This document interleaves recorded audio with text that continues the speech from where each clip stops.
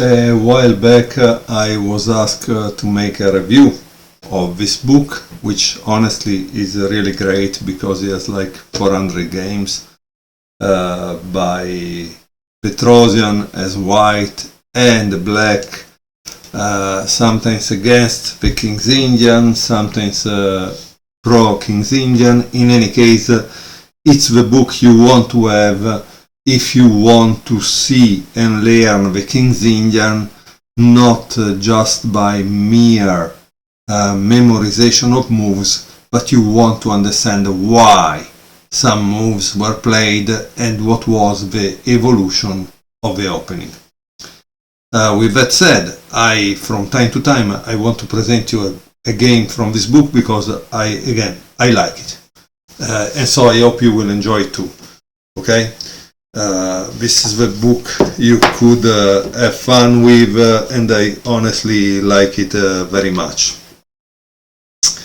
So the game I want to show you today, it's Petrosian against Loginov. It was played in the USSR Spartakiad in Moscow 1983. Okay, 1983. This was the last game that Petrosian played this system.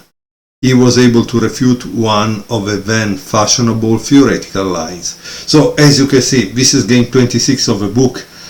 It's something you want to have because if you are an average club player like me, a tournament player, you will find that someone enter a theoretical line and maybe you don't know how to refute it, but thanks to this book you do.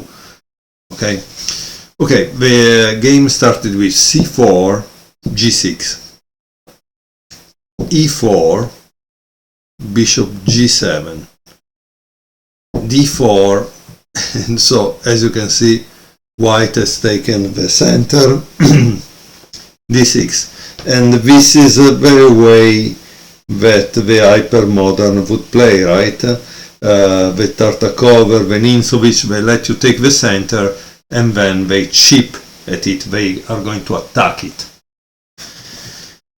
Knight c3, knight f6, knight f3, castle, bishop e2, e5, d5, a5, bishop e3, and here there is knight g4, obviously. You want to attack that, right? Bishop g5, f6, where do you go? Bishop h4, and here black played queen e8. It says here a common continuation is knight a6, as was played in 2 games above. So the 2 games before, 25 and 24, that were both draw, were played with knight a6. So what's the purpose of this queen e8?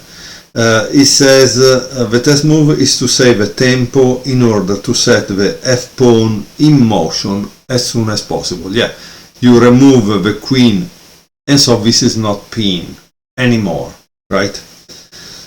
So knight d2, f5. This is the aforementioned recommendation from one of the theoretical articles of the early 1980s. At first glance, exchanging on g4 is not beneficial for white, but at the same time, now the knight can retreat to f6, where it will actively control the center.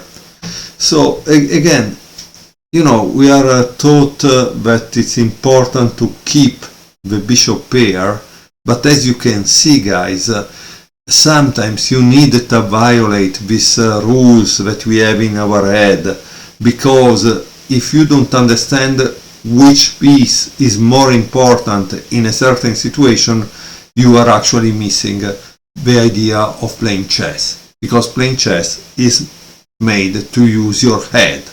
to try to think about the position and to try to understand it. Then of course we are human and everything can happen, but it's important that you pause the video and think, what would I do now, right? And now what you need to do is bishop take g4.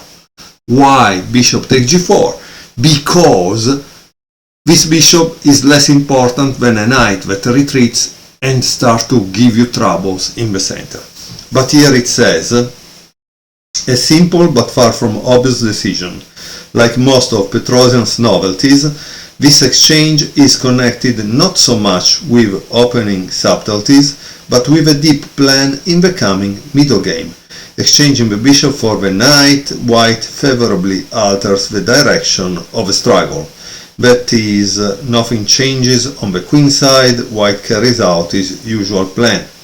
However, on the other flank, black, devoid of the active tool in the form of a f-pawn, can counter only with an attack with pieces against the king, which has very little chance of succeeding because black's maneuvering capabilities are severely limited.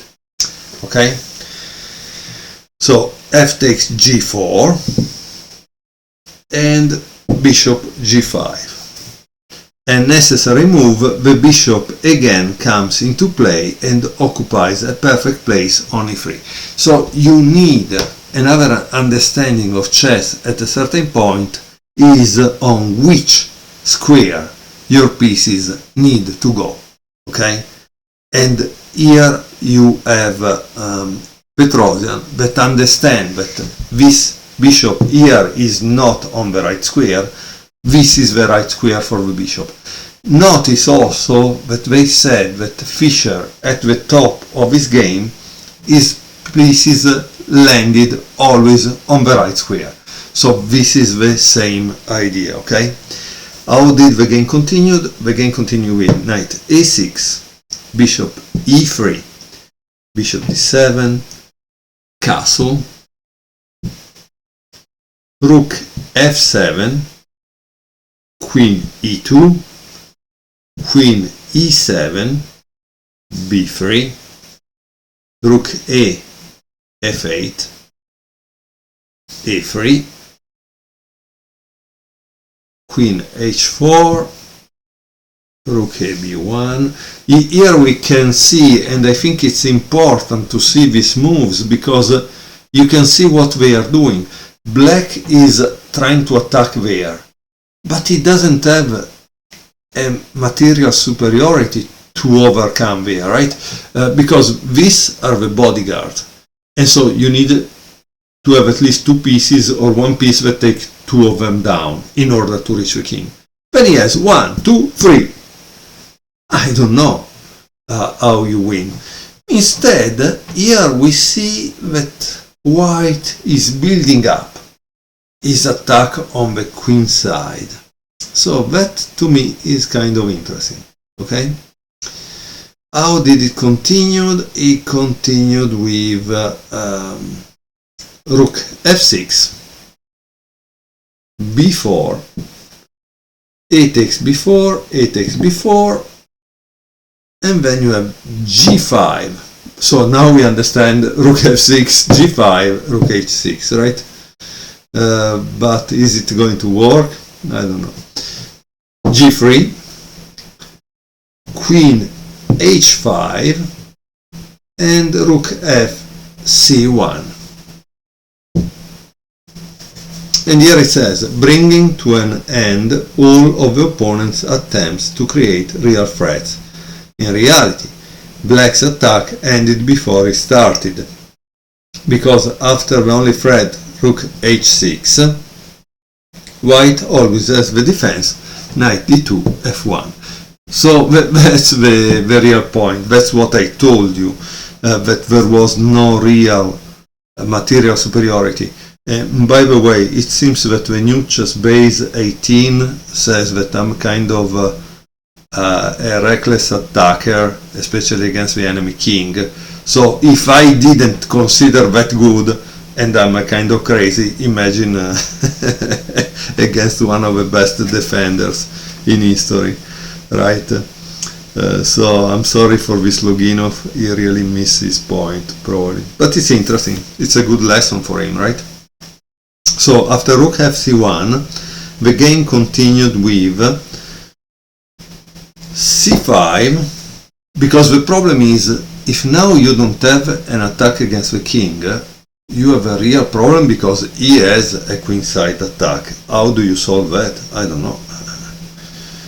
B takes c5, knight takes c5, rook b6, bishop c8. And here I urge you to pause the video,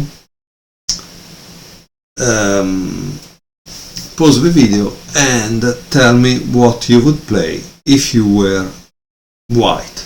I think it's a very interesting position. It's very interesting what Petrosian did. Generally, I remember, I'm sorry if I already told you, but I think it's funny. I think Botvinnik once said, if Tal sacrifice a piece, take it, and after you will figure it out how to refute it, because it seems Botvinnik had a bad opinion of Tal sacrifices. Then he said, if I sacrifice a piece, then think well, and maybe you take it, maybe don't, think well. If Petrosian sacrifice a piece, well, just resign. That's really funny, right? It's a funny story. So white played rook takes d6, rook takes d6, obviously, bishop takes e5, boom. And imagine this. Rook h6, great, knight f1, rook f6, and bishop e3, b6, rook a1. The white pieces penetrate the enemy camp through the resulting gap on the queen side. Let's see what happens, but you know, sometimes people don't understand. When there is a pass pawn, one rook, you have to give it back, right? So that's a problem. Bishop f8, rook a8, bishop d7, queen a2, rook f7, rook b8, rook f6. This doesn't make any sense. Why does he continue to play this? Queen a7, bishop e8, queen a8, bishop d7, and c5. And here black resign. Very, very interesting game.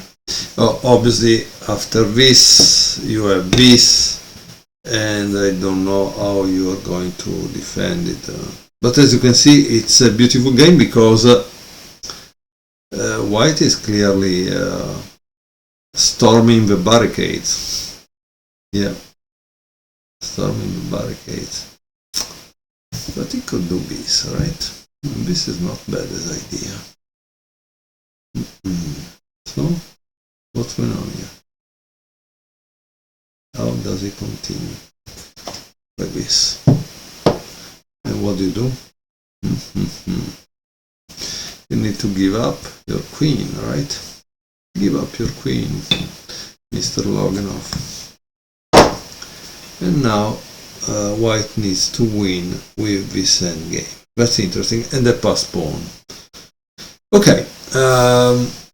And of course, now that there is not the attack anymore, this will come into play.